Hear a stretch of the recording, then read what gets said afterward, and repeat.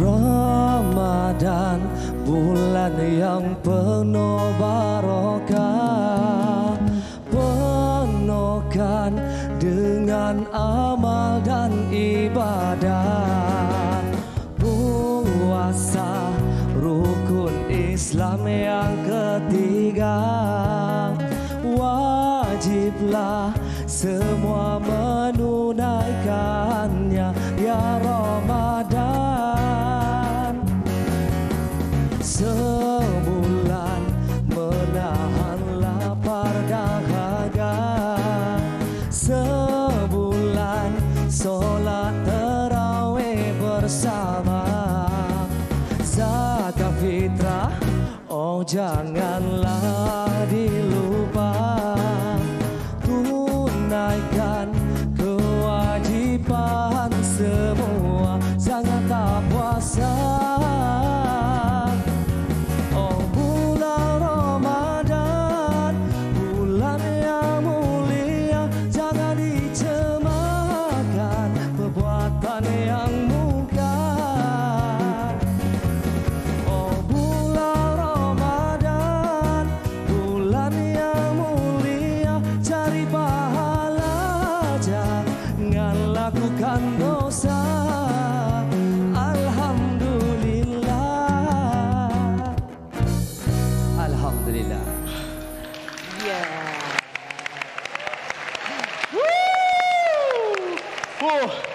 Alhamdulillah. Alhamdulillah. Saya rasa daripada sayang I love you, di Ramadan I love you. Yes. Assalamualaikum, salam sejahtera semua penonton-penonton Sembang Sahur. Apa khabar agaknya anda yang berada di rumah? Jam 11 malam ni pastinya kita harapkan agar anda semua berada dalam keadaan sihat. Kan sambil-sambil tu mungkin menyaksikan kami 11 malam ni waktu yang lepas tarawih kan. Lepas tarawih nanti orang nak moreh lah untuk rehat-rehat macam tu.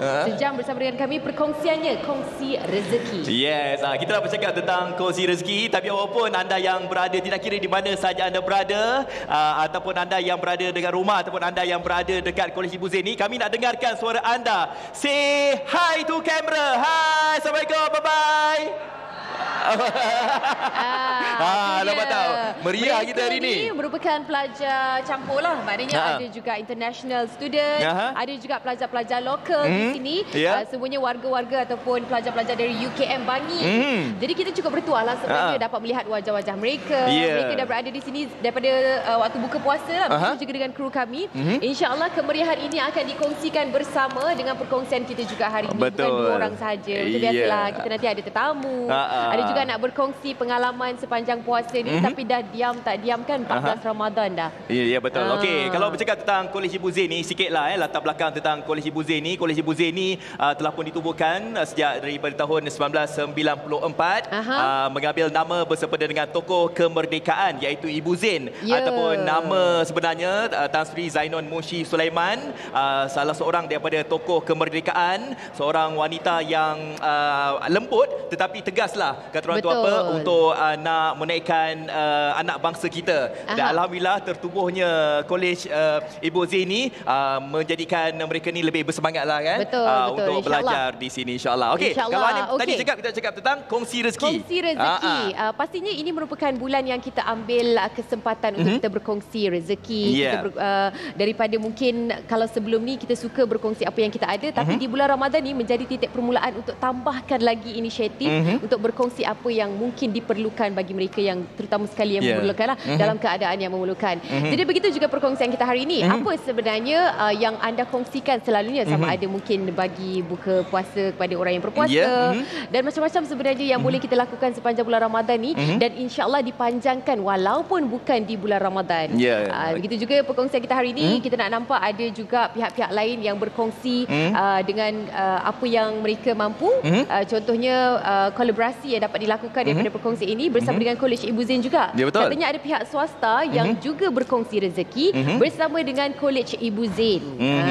Okey, nanti kita akan bersama dengan Aiman lah ya, yang akan bersama dengan Pengarah Pusat Hal Ehwal Pelajar UKM bercakap tentang perkara itu. Tapi apabila kita nak bercakap tentang kongsi rezeki ini, seperti mana yang Anim katakan tadi, memang banyaklah meluas. Kalau kita lihat dekat platform media-media sosial pun ramai juga di antara kita yang berkongsi rezeki ini sesama daripada kita. Tapi betul juga apa yang kita nak sentuh ni Anim. Kalau bercakap tentang kongsi rezeki ini, ada yang macam mereka jadikan ianya sebagai konten. Kongsi rezeki ni konten kan. Tapi kejap lagi saya nak tanya dekat Aiman sendirilah kan, bagaimana agaknya kalau kita berkongsi rezeki ni, tapi kita selalu nak upload, nak tunjukkan bagaimana kita kongsi akan tanya rezeki itu macam nanti. mana keadaan itu kan, sebab sekarang ni memang ramai yang melakukan seperti mana yang Afat kongsikan.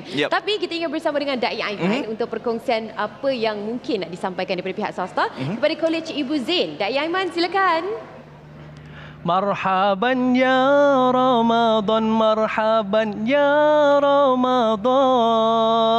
Alhamdulillah anda bersama saya Dai Aiman dalam Sembang Sahur. Pada hari ini kita secara langsung daripada Kolej Ibu Zain dan bersama dengan kita adalah penaja-penaja yang akan memberi sumbangan kepada pengetua Kolej Ibu Zain. Jadi kita nak mempersilakan kepada penaja-penaja kita untuk menyerahkan sumbangan kepada pengetua Ibu Zain. Dipersilakan. Dan bersama dengan kita pada hari ini adalah Pengarah Pusat Hal Ehwal Pelajar UKM, iaitu orang yang bertanggungjawab kepada 32,000 pelajar di UKM ini. Tidak lain tidak bukan, kita bersama dengan Prof. Teknologis Dr. Nur Insan Kamil Othman. Apa khabar Prof? Alhamdulillah. Alhamdulillah. Selamat datang ke UKM, Universiti Watan kita. Masya Allah, cantik baju Prof hari ini kan? Terima kasih. Okey Prof, sebagai orang yang bertanggungjawab, kalau dalam keluarga ni seorang ayah lah kan, betul. Dalam menjaga pelajar-pelajar di UKM ini. Jadi kita nak tahu program yang kita buat pada hari ini di antara inisiatif daripada Pusat Hal Ehwal Pelajar UKM. Apa lagi di antara sumbangan-sumbangan yang dilakukan oleh Pusat Hal Ehwal Pelajar UKM ini? Terima kasih saudara Aiman. Kita sebenarnya banyak melakukan inisiatif-inisiatif yang baik kepada pelajar-pelajar kita, terutama memberikan iftar kepada mereka sebanyak 1,200 pak setiap hari. Kita berikan kepada warga kita melalui Pusat Islam UKM, dan kita juga memberikan wang saku kepada mereka yang memerlukan sebanyak RM100 untuk setiap orang, dan juga kita ada memberikan bantuan laptop juga saudara Aiman kepada mereka yang memerlukan. Dan pelajar-pelajar ini sebenarnya memang sangat-sangat memerlukan laptop tersebut. Jadi sebagai Pusat Hal Ehwal Pelajar, kita sangat cakna dan prihatin kepada kebajikan mereka. Dan di situlah kita juga melakukan banyak program-program yang bersifat kebajikan kepada mereka. Maknanya seronoklah jadi pelajar UKM ni ya. Hari-hari boleh buka puasa dekat masjid kan. Jadi mungkin di UKM ni ada di kalangan mereka yang mungkin senang ataupun golongan yang sederhana. Ada juga golongan yang susah. Mungkin apa di antara inisiatif yang dilakukan oleh pihak Pusat Hal Ehwal Pelajar UKM kepada pelajar-pelajar yang mungkin sedikit kurang berkemampuan ni? Bagi mereka yang kurang berkemampuan, kita banyak menyediakan bantuan-bantuan kewangan kepada mereka, dan kita juga menyediakan untuk allowance yuran pengajian kepada mereka yang memerlukan, dan kita juga membantu dari segi allowance sara hidup. Jadi kalau mereka tidak mempunyai orang kata duit yang mencukupi, boleh datang terus ke Pusat Hal Ehwal Pelajar UKM untuk kita berikan bantuan secara terus. Bestnya tu, saya rasa nak daftar dekat UKM lah hari ni. Silakan. Okey, baik. Dan kita juga bersama dengan Pengetua Kolej Ibu Zain, iaitu Dr. Nur Syakila. Apa khabar Doktor? Baik, Alhamdulillah. Nampak manis je Doktor kan? Terima kasih. Okey Doktor, bila mendapat sumbangan ini Doktor, apa di antara perancangan Doktor bila mana menerima sumbangan ini Doktor? Okey, Alhamdulillah untuk program Kasih Ramadan ini kita mendapat sambutan daripada pelbagai pihak. Jadi sumbangan-sumbangan yang diterima ini kita gunakan untuk memberi pak makanan kepada pelajar, moreh dan juga iftar, dan kita juga memberikan sumbangan kepada 63 orang pelajar asnaf dan juga B40. Dan untuk event pada 2 hari ini kita membuka tapak perniagaan secara percuma kepada pelajar untuk berniaga. So ada di depan Dewan Paduan Sutra. Jadi itu adalah inisiatif Kolej Ibu Zain untuk mengimarahkan lagi Ramadan pada kali ini. Wow, sebab saya tengok pelajar-pelajar di sini ni kebanyakan ada pelajar-pelajar antarabangsa ya.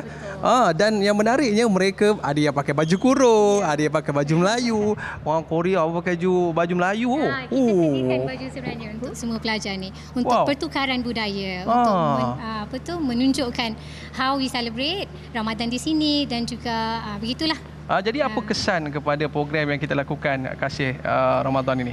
Jadi alhamdulillah kita dapat membantu pelajar sebab walaupun kerana mereka ni jauh daripada negara mereka, jauh daripada keluarga. Jadi dengan adanya program ini di sini kita ada lebih kurang 100 pelajar Muslim antarabangsa. Jadi kita menjemput mereka untuk bersama-sama pada majlis program pada kali ini untuk berkongsi rezeki dan juga untuk meraihkan pelajar-pelajar antarabangsa. Wah, sebab kalau anda semua dapat saksikan keadaan yang ada kat sini, tepi sikit. Ramai betul lawan kat sini kan. Meriah betul program kita pada hari ini. Tapi kita nak berehat seketika tuan, Prof dan juga Doktor. Para penonton jangan ke mana-mana. Jom kita saksikan VT ini terlebih dahulu. Salam Ramadan Karim kami nak ucapkan kepada anda semua yang terus menonton kami di Sembang Sahur pada malam ini, dan kita nak teruskan perkongsian ini berkenaan dengan kesihatan, gaya hidup di bulan Ramadan, dan saya pasti untuk menguruskan kehidupan ini pemakanan. Apatah lagi pada ketika ini diabetes dikabarkan menjadi satu isu kesihatan yang sangat serius di dalam negara kita. Untuk itu saya nak perkenalkan tetamu yang sangat istimewa bersama dengan kita adalah Dr. Nina Mazira Muhammad Said, Pengarah Perubatan Unit Nutrisi Abbott Malaysia. Assalamualaikum Doktor. Waalaikumsalam. Terima kasih kerana sudi bersama dengan kami. Mungkin kita nak mulakan Doktor dengan isu diabetes di dalam negara kita ini. Difahamkan 1 daripada 5 rakyat Malaysia yang berumur 18 tahun ke atas mengalami diabetes. Mengikut pendapat doktor sendiri, apakah sebenarnya yang menyumbang kepada peningkatan ini? Ya, peningkatan kadar pengidap diabetes di Malaysia adalah disebabkan oleh beberapa faktor, tetapi yang pentingnya adalah sebab kita ada peningkatan dari segi kadar obesiti dan juga amalan hidup yang tidak aktif di kalangan rakyat Malaysia. Dan kebanyakan pengidap diabetes di Malaysia ini juga tidak dapat mencapai sasaran paras gula seperti yang disyorkan. Dan ini boleh menyebabkan mereka terdedah kepada komplikasi.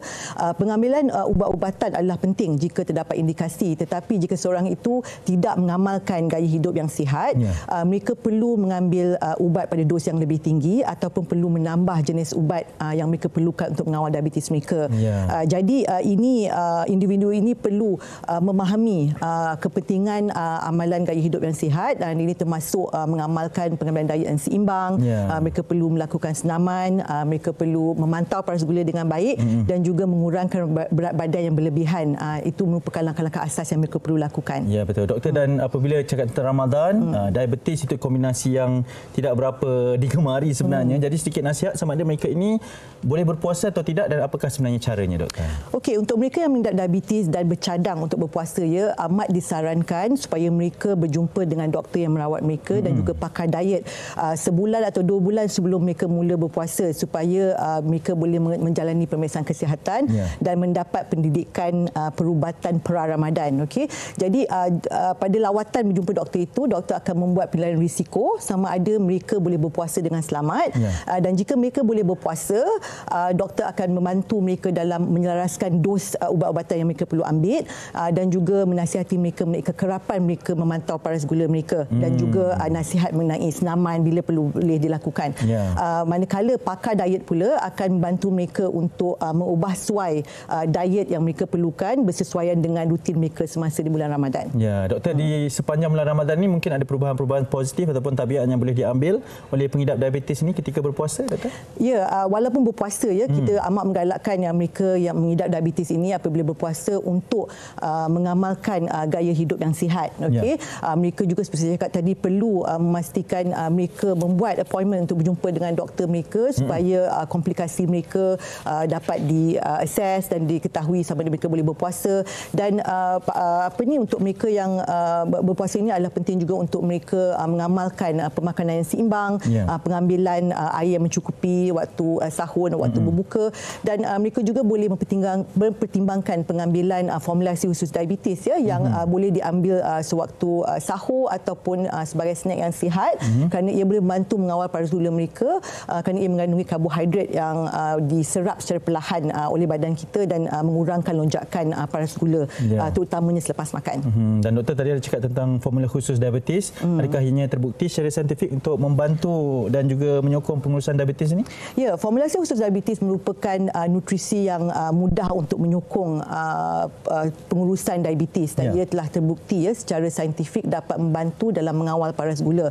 Ini kerana formula khusus diabetes seperti glucena mempunyai komposisi nutrien yang tertentu seperti yang saya cakap tadi, dia mempunyai karbohidrat yang rendah glikemik yang tidak menyebabkan paras gula melonjak terutama selepas makan, dan ia juga mengandungi nutrien yang seimbang jadi untuk mereka yang mengidap diabetes dan berpuasa, ini boleh membantu mereka untuk melengkapkan keperluan nutrisi mereka.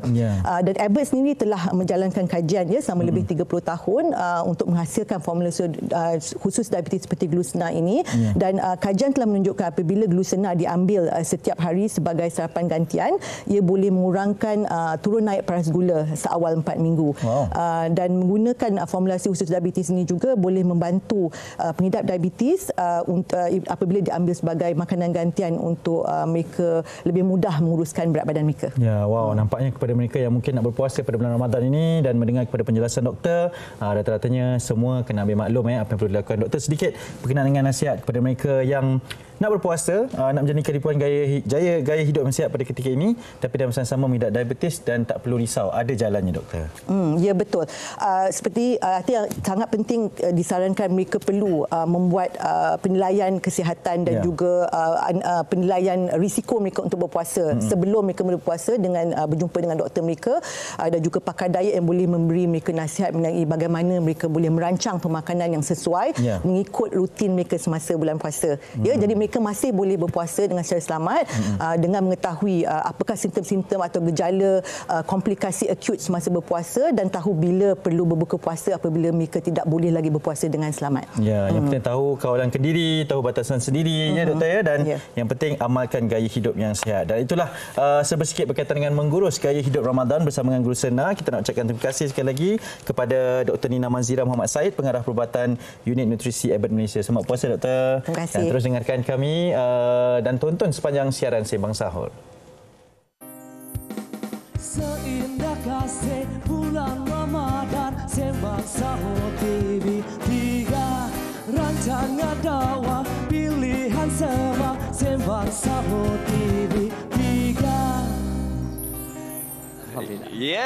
Sembang Sahur pastinya di TV3. Hari ini plan B dia bersemangat sikitlah. Berbanding dulunya, bukan dululah, episod sebelum ni depan-depan budak sekolah. Tapi hari ini daripada student UKM pula. Semangat dia lebih ke? Semangat dia lebih. Okay, itu dia plan B yang bersama dengan kami daripada episod 1. Dan kita kembali bersama dengan anda semua untuk topik pada hari ini iaitu kongsi rezeki. Sembang Sahur sebenarnya kita bawakan bukan sahaja kami berdua, kita ada Da'i Aiman tadi dan juga kita bersama dengan Syarul. Waalaikumsalam. Alhamdulillah. Sibuk sekarang Syarul bulan puasa? Mestilah sibuk. Kita pula yang jawab. Dia kan dah meletup dah filem dia tu kan. Macam mana Syarul bulan puasa okey? Okey, alhamdulillah. Ini pun tengah sibuk syuting drama. Ini semua selepas filem 100 yang dekat Netflix tu. Betul. Jadi letup alhamdulillah. Rezeki orang kata. Betul, rezeki. Sampai-sampai kita bercakap tentang rezeki, kita bercakap tentang borak-borak ni kan. Kan kalau orang murih-murih macam ni, kalau kat rumah kan contohlah orang tu dah berkahwin kan. Mestilah isteri tanya, abang tengok Sembang Sahur tu apa kata ayah hidangkan air ni. Terus sampai. Hidangkan saya ke? Isteri Misali dapat. Nampak. Dia terus sampai. Inilah dia. Dia tak ada tunggu-tunggu dia terus buat. Terima kasih ayah. Inilah dia minuman super kopi yang harus anda miliki. Sebab apa? Sebab minuman ini kalau kita ikutkan memang sedap.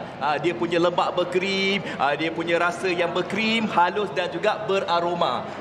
Jadi kita terus nak beli satu pack. Kalau dah macam itu, kongsikannya. Kalau apa? Kalau dah macam itu kongsi, kita terus nak beli satu pack. Betul. Awak nak satu pack? Saya ada. Tak ada masalah. Ada. Nampak dia pack dia. Bawa kat sini.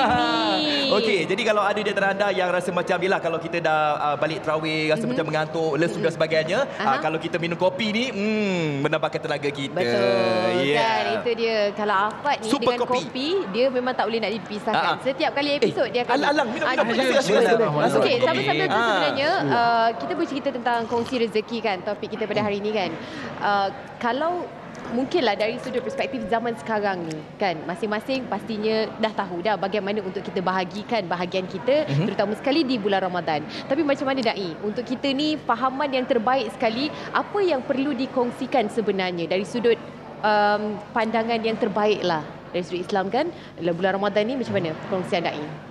Dalam kehidupan kita ni, Allah ciptakan kita ni ada yang senang, ada yang susah. Walanabluwannakum bisyai'in minal khauf wal ju' wa naqsin minal amwal. Allah uji dengan rasa lapar, dengan rasa takut, ya, dengan rasa tak cukup duit dan sebagainya. Sebab apa?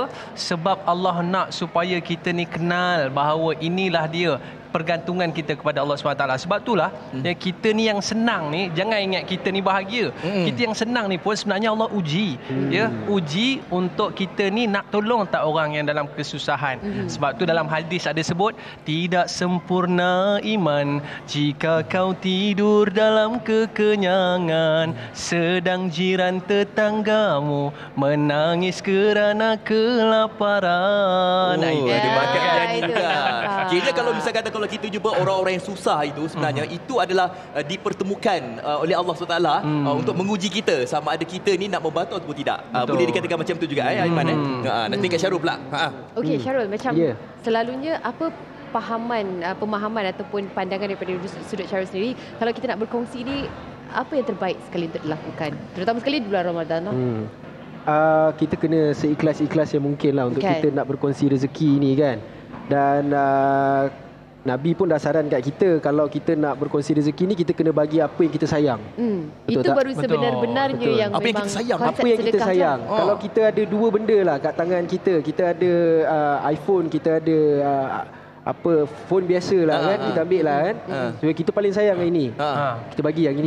Bagi saya. Ya, ada bagi. Boleh. Contoh. Maknanya bagi perkara yang dah tak pakai, baju-baju yang dah tak pakai tu, konsep dia berbeza lah dengan sebenarnya kan, nak tahu nikmat sebenar sedekah tu. Betul. Yang paling kita sayang dibagi. Ya, kalau nak bagi dekat orang tu pun nak berkongsi rezeki, kalau kata dari segi pakaian, kita kena bagi yang elok-elok lah. Ya, betul. Takkan nak bagi yang lusuh-lusuh apa semua kan. Jadi kita kena bagi apa yang kita sayang kan. Okey, dalam program Sembang Sahur ni bukan saja kita nak borak-borak, kita nak bercakap tentang perkara-perkara ilmiah. Dalam Sembang Sahur juga kita ada segmen iaitu Jom Masak Nem. Ya, kita nak kongsikan resepi bersama dengan anda. Nama resepi ni apa tahu? Kotak hati. Wow. Apa Kotak tu? hati daripada Sri Murni. Jom kita saksikan. Assalamualaikum, hai penonton. Bertemu lagi kita dalam segmen Jom Masak dan anda bersama saya Chef Naim. Baik, untuk menu kali ini saya akan masak menggunakan minyak Sri Murni. Kalau anda guna minyak Sri Murni ni sesuai untuk segala jenis hidangan yang akan membuatkan masakan anda jadi lebih rangup, lebih wangi dan yang paling penting lebih sedap.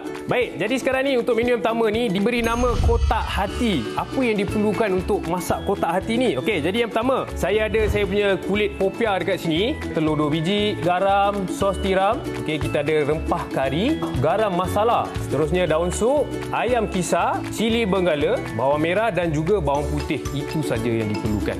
Dia kalau orang panggil ada nama lain, orang panggil macam mutabak mini lah. Tapi saya akan tunjukkan cara yang lebih ringkas, cara yang lebih cepat. Jadi untuk langkah yang pertama, apa yang kita nak kena buat adalah saya akan potong kita punya bawang merah. Okay, kita iriskan dia. Okey, dah siap potong. Sekarang ni kita boleh masukkan dekat dalam kita punya mangkuk ni. Seterusnya saya akan potong ataupun kita akan parut kita punya bawang putih. Okey, bawang merah, bawang putih dah masuk dekat dalam. Seterusnya kita punya cili benggala. Okey, yang ini saya akan dadukan dia. Jadi kalau nak mudah sebenarnya bila kita potong ni, pastikan kita potong dalam bentuk yang kecil ataupun dalam bentuk dadu yang kecil lah. Okey, jadi bahan-bahan yang perlu dipotong kita tinggal satu lagi, iaitu kita punya daun sup. Dan kita ambil daun dia saja dan kita boleh hiriskan terus. Okey, masukkan daun sup. Okey, jadi sekarang ni kita dah boleh masukkan juga bahan-bahan yang lain. Seperti kita punya rempah-rempah ni. Right, saya masukkan kita punya rempah garam masala. Kita masukkan garam masala sikit. Kita masukkan juga sedikit rempah kari kat dalam ni. Okey, saya masukkan juga kita punya sos tiram. Lepas tu kita punya isi ayam. Dan kita kacau ni semua. Dan juga kita kacau dia bagi sekata sampai dia punya rempah semua sebati dan juga dia punya sos tiram tu. Sekarang ni saya akan pecahkan kita punya telur. Masuk telur kat dalam ni. Baik, adunan dia kena jadi macam ni. Tak terlampau cair sangat. Sedang elok je. Okey, jadi yang pertama apa yang saya nak buat adalah kita akan ambil kita punya kulit popia ni. Kulit popia saiz besar. Kemudian kita ambil sedikit air sebagai gam dia. Okay, jadi saya akan ambil sikit lebih kurang dalam satu sudu besar. Letak di tengah-tengah. Okay. Kemudian kita lipat atas ke bawah. Kemudian daripada sini kita boleh letakkan sikit gam. Supaya bila kita buat kita punya kotak hati ni, bila kita masak dia nanti, dia takkan mudah terbuka. Jadikanlah dia bentuk petak. Dah pun siap. Baik, dan sekarang ni kita akan masak kita punya kotak hati ni. Saya akan menggunakan minyak Sri Murni. Kita tuang terus kat dalam ni. Untuk minyak masak Sri Murni ni sebenarnya dia ada banyak saiz. Dia ada yang 1 kilo, dia ada 2 kilo, dia ada 3 kilo dan juga 5 kilo sesuai untuk kepenggunaan anda. Baik, sekarang ni minyak masak saya dah panas dan saya bolehlah masakkan saya punya kotak hati dekat dalam minyak yang dah panas ni. Letak terus. Okey. Biarkan dia permukaan bawah ni dulu. Kita letak permukaan bawah ni supaya dia takkan jadi mudah terbuka. Dan pastikan juga bila nak goreng ni, jangan terlampau banyak. Baik, sekarang ni saya dah masukkan kita punya kotak hati dekat dalam minyak yang dah dipanaskan ni. Bila minyak ni dah dipanaskan, saya dapat bau hidangan saya ni lebih wangi. Dan saya tahu juga kalau dia dah wangi ni, hidangan saya akan jadi lebih sedap. Dan yang paling penting, bila kita masak dengan minyak panas ni, saya punya kotak hati akan jadi rangup. Sebab itulah saya menggunakan minyak Sri Murni. Jadi kita tunggulah sekejap, lebih kurang dalam 45 minit. Okey, saya akan goreng semua sekali. Bila dah siap nanti saya akan tunjukkan hasil dia macam mana. Wow, ini hasil dia. Anda boleh tengok sendiri dia punya rangup tu macam mana. Dan kita akan goreng lagi satu. Okey. Kita masukkan kita punya kotak hati ni, letak yang permukaan bawah ni dulu di bawah. Okey, dan kita tuangkan terus. Saya memang suka pakai minyak Sri Murni ni, lebih-lebih lagi untuk packaging yang 2 kilo ni lah. Seperti yang ada dekat tangan saya ni, sebab anda boleh tengok sendiri dia punya cara penggunaan dia pun lebih mudah dan kita boleh pegang. Okey, dan kita nak guna, nak tuang untuk apa-apa pun sangat mudah. Okey, jadi ini sangat sesuai untuk isi rumah dekat rumah tu. Packaging 2 kilo. Tapi kalau rasa jenis macam keluarga tak ramai kan, nak masak sikit-sikit, duduk bujang, boleh juga dapatkan packaging yang 1 kilo. Kalau tak pun yang keluarga ramai tu, boleh dapatkan packaging yang 5 kilo. Jadi kita boleh terus guna tanpa was-was. Alright, jadi sekarang ni kita tunggu. Okey, untuk yang kedua ni saya akan biarkan dia masak lebih kurang macam biasa 4 ke 5 minit. Kemudian kita dah boleh hidangkan kita punya kotak hati. Baik penonton, inilah dia hasilnya saya punya kotak hati. Dan untuk anda semua, kalau nak dapatkan minyak Sri Murni ni, anda boleh dapat dalam 4 jenis saiz, iaitu 1 kilo, 2 kilo, 3 kilo dan juga 5 kilo, bergantung kepada kepenggunaan anda lah. Alright, jadi inilah dia. Dalam masa yang sama dah pun siap saya punya hidangan, iaitu kotak hati. Kalau anda nak tahu dia punya bau macam mana, rasa rangup dia macam mana dan juga rasa sedap dia, kenalah cuba buat kat rumah.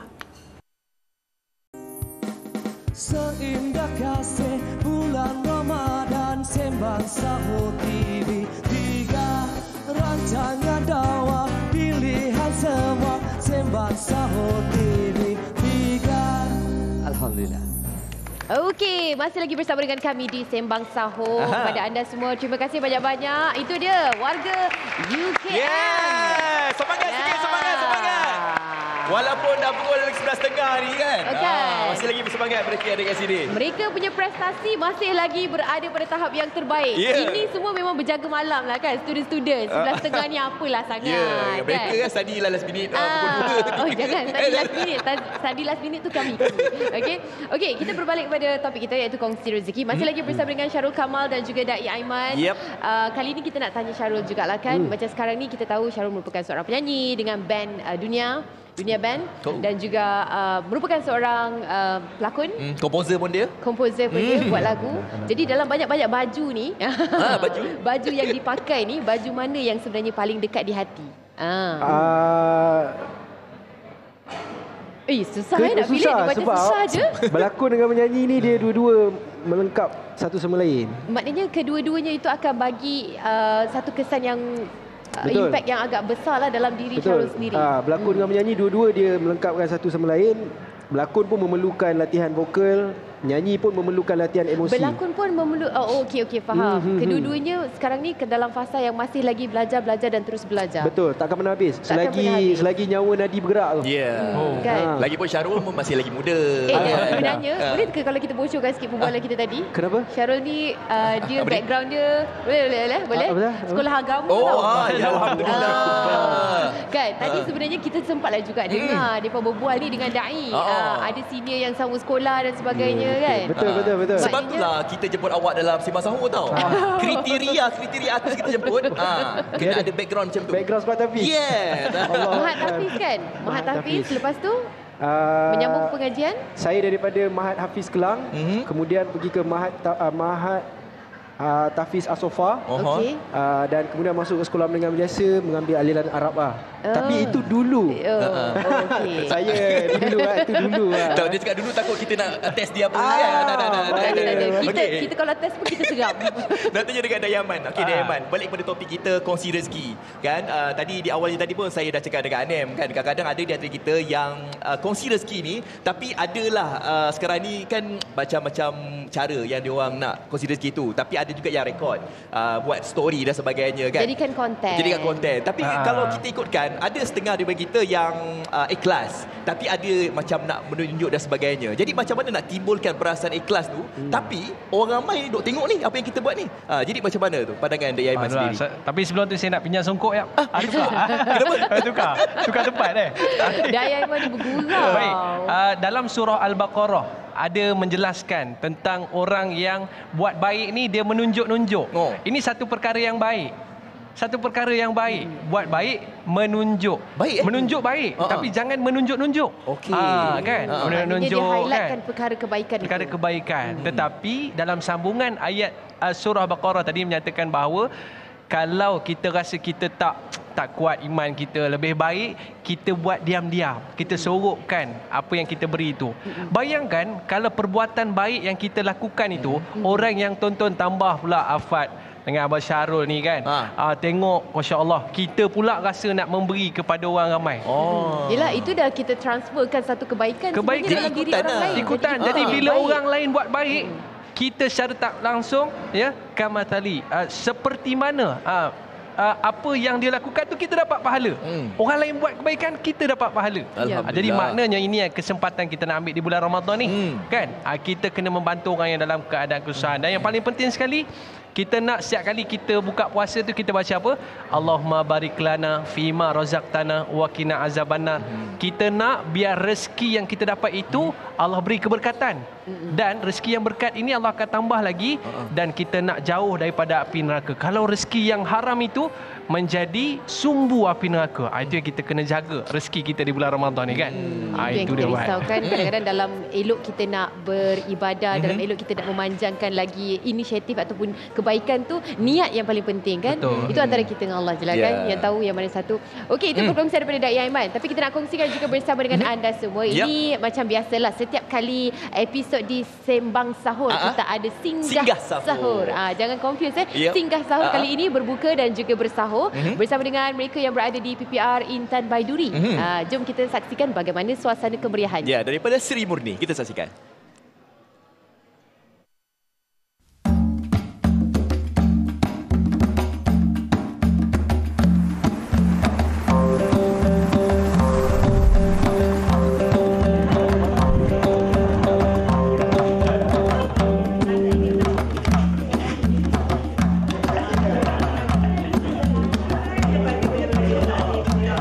Assalamualaikum warahmatullahi wabarakatuh, dan salam sejahtera diucapkan kepada seluruh penonton Singgah Sahur. Anda bersama saya Aiman Sufian Azman. Hari ini kita berada di PPR Intan Baiduri Blok F Kepong, dan hari ini kita nak bersama dengan komuniti PPR Intan Baiduri nak tengok apakah aktiviti yang dijalankan sepanjang bulan Ramadan. Bau macam dah sedap sangat ni. Jom kita tengok apa yang mereka masak dekat dalam tu. Assalamualaikum.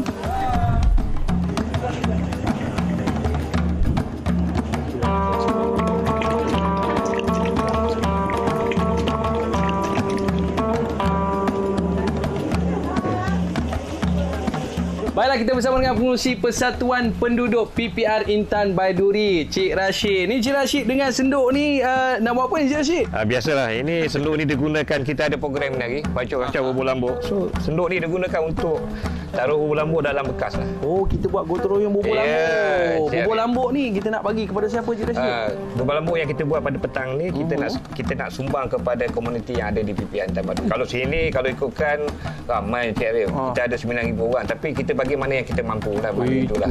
Jadi tujuan kita buat semangat ni pasal kita nak menyambut Ramadan. Kita memang tidak tahu, macam komuniti Blok F ni memang tidak tahu.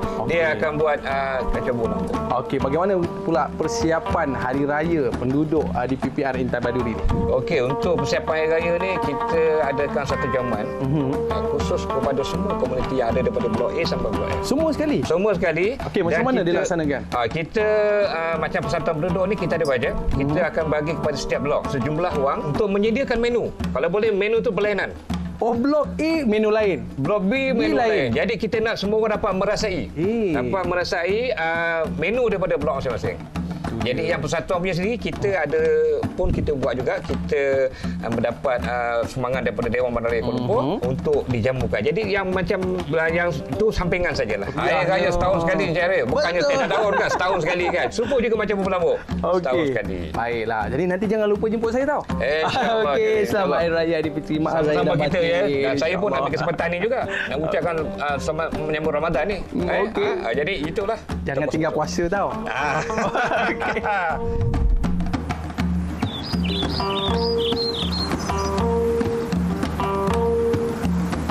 Kita bersama dengan penaja rancangan kita pada hari ini, Minyak Masak Seri Murni, dan juga pengerusi Persatuan Penduduk PPR Intan Baiduri dan juga Ketua Blok F. Jadi kita ucapkan terima kasih kerana sudi menjemput kami singgah sahur pada hari ini, bersama-sama masak dan sebagainya.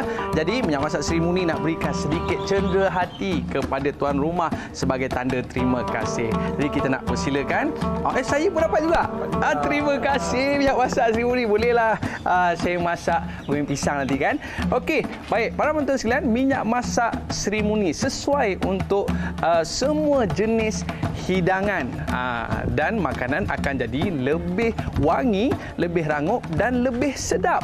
Boleh didapati di pasaran 1 kilo, 2 kilo, 3 kilo dan juga 5 kilo. Untuk keluarga yang lebih besar, boleh dapatkan pack 5 kilo agar lebih tahan lama dan lebih jimat. Para penonton sekalian, inilah dia disebutkan oleh baginda SAW, may yuridillahu bihi khaira wa yufaqihu fiddin. Barang siapa yang mahukan kebaikan, Allah akan berikan kefahaman di dalam agama.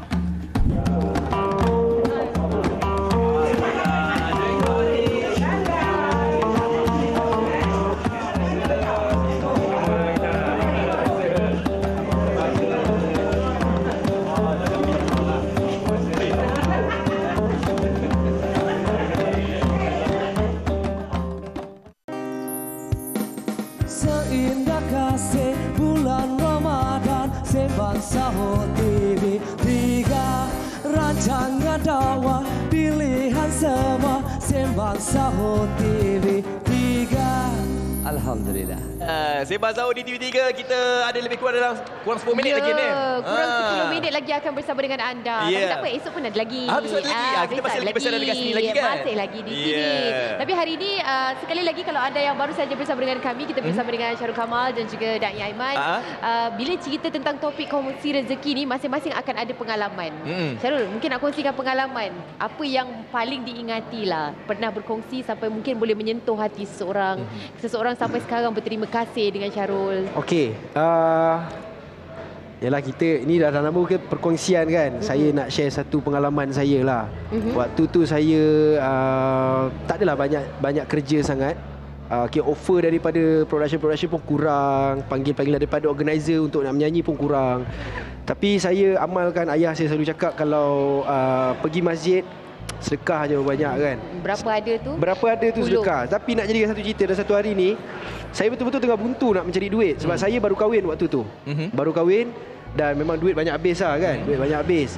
Jadi saya pergilah masjid yang berdekatan dengan rumah saya. Ada satu pakcik ni, dia baru masuk Islam. Dia Indian. Dia baru masuk Islam, mualaf. Yes, dia baru berapa hari dan dia dibuang keluarga. Okey. Nak jadikan cerita. Tempat mana lagi? Kat masjid lah dia. Dekat masjid, dan dia memang phone hilang, duit tak ada. Jadi masa tu yang ada kat poket saya RM50 je. Memang itulah yang buat duit belanja. Saya betul-betul ikhlaskan diri saya bagi dekat dia RM50, tak apa, ambil, bawa pergi report ke apa, IC dia semua hilang, saya bagi. Tak lama lepas tu saya dapat satu panggilan offer berlakon yang jumlah wangnya sangat yang berkali-kali ganda. Berkali-kali ganda. Alhamdulillah. Dekat situ saya macam ya Allah, inilah dia kan. Keikhlasan tu kena memang sepenuhnya kan masa kita bagi tu. Yelah, bagi maknanya apa yang jadi lepas ni pun kita tidak tahu kan, bagi apa yang kita ada pada masa tu. Betul. Tapi kalau bercakap tentang pulangan yang kita dapat kan, contohnya macam awak sendiri awak dapat pulangan, diterima banyak lamaran-lamaran untuk berlakon dan sebagainya. Saya nak kongsikan juga ini kisah yang berlaku juga di depan saya juga. Kisahnya ada seorang ni dia mengalami sakit kanser. Sakit kanser kan. Jadi apabila sakit kanser tu dia kata dia dah cuba pelbagai ubat-ubatan lah untuk nak merawat dia punya sakit kanser dan sebagainya. Dan satu hari tu dia berjumpa dengan seorang ustaz untuk kutip derma dan sebagainya lah. Nak pendekkan cerita, dia derma duit dia tu, alhamdulillah kanser dia tu hilang. Jadi maksudnya kat sini, kalau kita dermakan duit kita ni, infakkan wang kita ni, bukan saja pahala yang kita dapat, malahan benda-benda lain pun kita dapat juga. Masya Allah. Dia ada beberapa janji Allah bila orang menderma ni. Nombor satu, dalam cerita tadi tu kan, wa ma anfaqtum min syai'in fahuwa yukhlif. Apa saja yang kita infakkan, Allah janji Allah akan ganti. Bagi 50 tapi Allah tak ganti 50. Allah ganti wa yarzuqu may yasha'u bighairi hisab. Allah ganti dengan tanpa hisap. Banyaknya Allah ganti. Sampai dia kata rehat pun dah tak ada dah. Tu rumah dia duduk depan pening mikir. Suami tak balik rumah katanya. Kan? Dan yang keduanya, sedekah ini juga memadamkan bakaran api neraka. Yang ketiga, sedekah ini pula dapat menyembuhkan penyakit. Alhamdulillah. Dan dengan sedekah ini juga sebenarnya memberikan jalan pintas untuk seseorang itu masuk ke dalam syurga. Jadi apa lagi kita nak tunggu? Sedekahlah hari ni, bulan Ramadan yang penuh dengan keberkatan.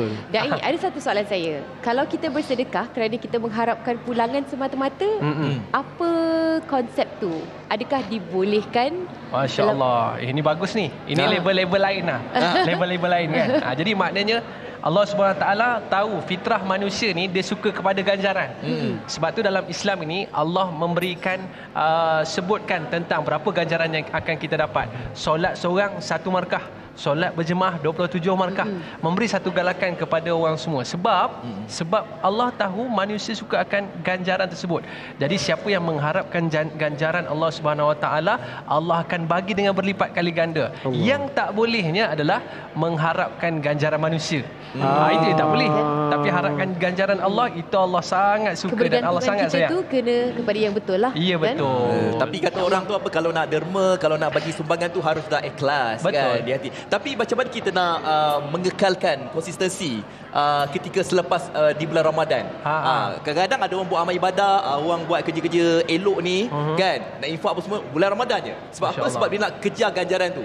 Sebab ketika Ramadan, kalau kita infakkan wang kita 700 kali ganda, amal ibadah kita diterima, dilipat kali ganda kan. Kan? Tetapi anda kata kalau lepas Ramadan ni, dia macam tak apalah, aku dah infak waktu Ramadan, pahala aku tu dah boleh diguna pakai. Dah boleh cover dah. Boleh cover dah sepanjang tahun. Jadi macam mana tu, Dayman? Di antara syarat amalan itu diterima ada 2. Yang pertama, kita khusyuk dalam melakukan ibadah itu. Termasuk khusyuk itu adalah ikhlas lah. Dan yang keduanya adalah istiqomah. Sebab itu berbeza keadaannya seseorang itu menderma RM1 sehari dengan sekali itu je 10,000 dia bagi. Ya, sebab di antara amalan yang cukup dicintai Allah itu adalah istiqamah. Disebut dalam Quran, iaitu siapa yang istiqamah ganjarannya syurga. Jadi oleh sebab itulah kadang-kadang yang sedikit itu lebih bernilai. Dalam Islam ini mementingkan kualiti berbanding dengan kuantiti yang kita berikan. Jadi sebab itulah yang paling penting sekali, apa saja kita buat itu bersederhana tetapi berterusan. Okey? Ya, okey, itu dia. InsyaAllah berterusan, istiqamah, sentiasa yakin kan dengan apa yang akan diberikan oleh Allah. Syarul, yang terakhir, sebab kita ada beberapa minit sahaja lagi, mungkin apa yang nak disampaikan kepada mereka di luar sana untuk kekal berada dalam fasa yang terbaik di bulan Ramadan dan sepanjangnya, dan juga baru-baru ini pun dihimpit dengan perkara yang yalah agak mencabar juga untuk diri kamu kan, disamakan dengan seorang individu lain dan sebagainya. Apa mungkin tepisan itu dapat dilakukan, terutama sekali positif mindset yang perlu ada dalam diri seorang Syarul ataupun pelakon-pelakon yang lain lah apabila berada dalam fasa ni? Saya nak bagi tu satu je lah. Saya Syarul Kamal. Itu je. Saya bukanlah siapa-siapa, sebab ramai yang selalu tersalah tegur saya kan. Dan benda tu sedikit sebanyak membuatkan saya rasa macam penatnya usaha saya untuk saya nak kenalkan diri saya selama 8 tahun daripada saya bermula berkecimpung dalam industri, tapi masih lagi orang tetap samakan saya dengan individu ini, dan struggle saya adalah untuk nak memperkenalkan diri saya lah. Jadi bila yang tegur kat luar tu, apa kata tanya dulu, Syarul ke? Kan itu lebih manis instead of terus kenapa buat macam tu? Kenapa rambut tiba-tiba panjang? Kenapa? Saya jadi macam saya memang rambut panjang. Macam itulah. Kan kita harapkan yang terbaik juga. Jangan salah orang lagi. Sekali lagi kita kenalkan ini Syarul Kamal. Ya, betul. Okey, terima kasih banyak-banyak kita ucapkan Syarul Kamal dan Aiman. Banyak hari ini yang kita pelajari. InsyaAllah ini yang kita dapat dan juga penonton-penonton juga dapat. InsyaAllah. Esok kita ada lagi Sembang Sahur macam biasa 11 malam. Dan kita nak ucapkan terima kasih kepada seluruh warga UKM. Betul, terima sekali kepada Dr. Non. Okey, tepuk tangan semua. Yes, itu adalah tepukan daripada mereka yang berada di kolej ini, iaitu di Kolej Ibu Zain. Dan kita juga nak ucapkan terima kasih kepada Dr. Nur Syakila Mazlan, Pengetua Kolej Ibu Zain. Dan juga terima kasih kepada Profesor Teknologis Dr. Nur Ihsan Kamil Othman, Pengarah Pusat Haiwal Fajar UKM. Macam Hanim katakan, besok kita masih lagi ada dekat sini dengan tajuk yang akan kita kupas pada hari esok hari adalah Adab Berjiran bersama dengan Apple Rosa, artis kita. InsyaAllah esok hari. Okey, sekian saja daripada kami di Sembang Sahur 2023. Assalamualaikum. Assalamualaikum, bye-bye. Jaga diri.